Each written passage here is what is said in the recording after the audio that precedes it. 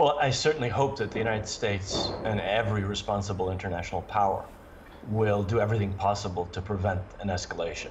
We could have a regional war. We could have, heaven forbid, something even broader.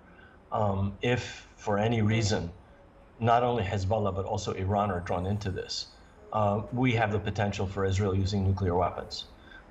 We have the potential for the United States being drawn directly into this conflict. So there are unlimited apocalyptic scenarios. I hope and pray that none of them will come about. And I think that an Israeli ground incursion would be one of the things that might trigger such scenarios, which I'm sure is why the Biden administration is presumably trying to tell the Israelis to think very carefully about that. The other reason that they might be telling them that is they have absolutely no idea what they're going to do after a ground incursion. Who is going to run Gaza? What is going to be done with 2.3 million people who are left destitute by this savage bombardment that's killed 7,300 people so far? And if it were the Palestinian Authority asked to get involved, I interviewed the Prime Minister the other day. He said we will not ride into Gaza on the back of an Israeli tank.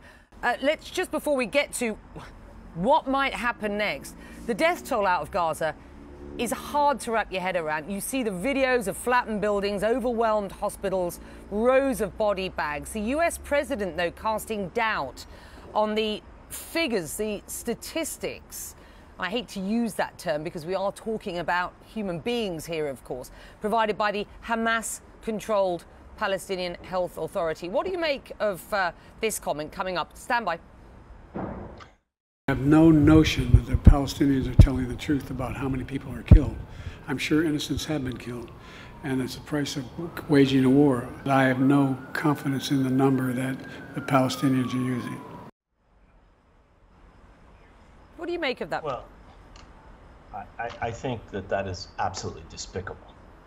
Human Rights Watch and other authorities, including the UN and the United States State Department, have said that they take the numbers issued by the Ministry of Health in Gaza as generally accurate.